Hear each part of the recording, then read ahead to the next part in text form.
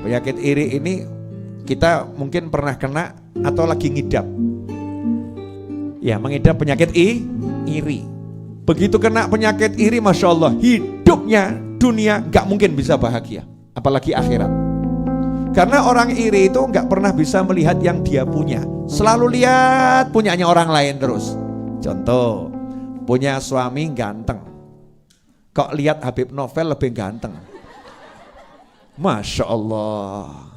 Ya, terus iri, ya iri, ya kan? Iri sama suaminya orang lain ya, sehingga istrinya itu dielek-elek terus. Perempuan kok kayak gitu?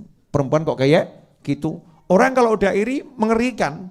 Dia akan mencacat, akan mencela orang yang dia iri. Betul. Mobil contoh. Lah kebetulan ibu-ibu punya mobil harganya 50 juta. Lah kok tetangga ibu punya mobil harganya 500 juta. Ibu iri. Aku kok gak iso duwe sing kaya ngono. Saya kok gak bisa punya yang seperti itu. Yang muncul apa?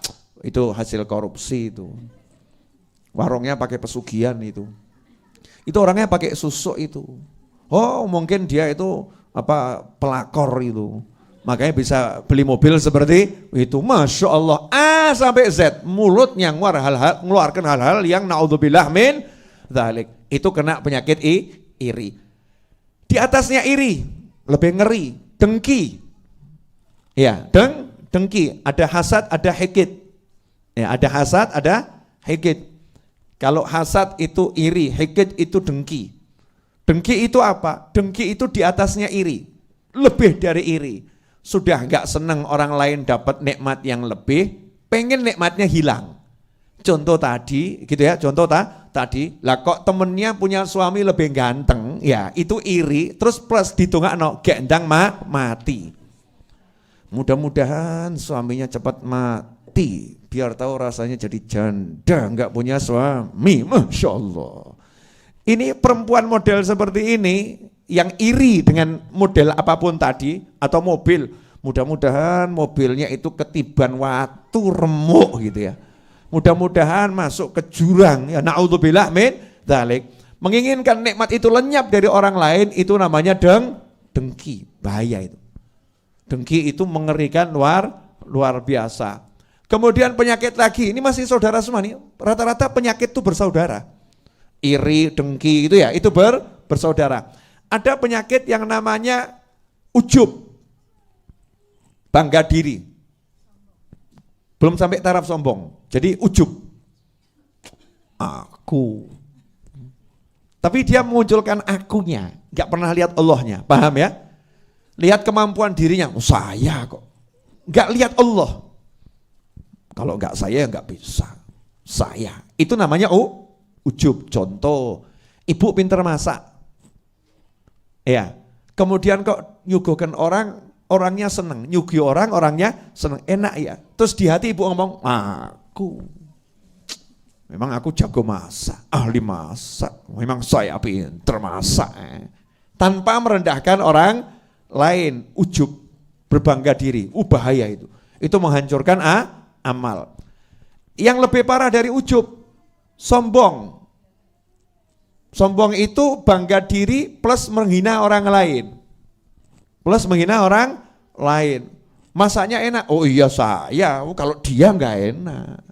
Oh dia itu masaknya, wah ora enak. Apalagi yang di pojok sana, wah enggak enak sambil duding gitu ya. Itu enggak enak itu. Merendahkan orang lain, an yakirah. Jadi merendahkan, menghinakan muslim yang lain. Itu adalah kesombongan dengan melihat dirinya yang punya kemampuan. Naudzubillah min dzalik. Ada yang nanya, Habib, lah kalau saya bangga tapi karena saya bisa sesuatu untuk syukur boleh enggak? Nah ini bedanya tipis. Ada orang yang bangga tapi syukur. Kalimatnya lain, masakanmu enak, alhamdulillah, alhamdulillah saya dikasih Allah kemampuan masak, ya Allah terima kasih, ya itu ke Allah subhanahu wa ta'ala. Itu yang namanya, kalau kamu dikasih nikmat sama Allah, sebut-sebutkanlah, wa amma bi ni'mati rabbika fahaddits. Itu bukan ujub, Itu bukan sombong, karena dikembalikan pada Allah Subhanahu wa ta'ala dan tidak pernah merendahkan orang lain. Nah, penyakit yang saya sebutkan ini diantaranya, kalau kita kena, urusannya nggak selesai dengan mati. Kalau corona dan kawan-kawannya dengan mati selesai. Tapi kalau penyakit yang saya sebutkan tadi, itu mati nggak menyelesaikan, mati baru permulaan. Masya Allah. Langsung disambut sama malaikat mungkar wa nakir. Ngerinya luar biasa. Raqib dan Atid memberikan laporan. Raqib Atid ngasih laporan, mungkar nakir nyambut. Malaikat azab siap ngajar. Itu baru di kuburan. Keluar dari kuburan masuk alam kebangkitan. Dikasih tempat yang panasnya luar biasa, enggak dapat naungan. Dari kebangkitan dihisab, hisabnya itu akan berat, kemudian akan diseret ke neraka. Naudzubillah min dzalik.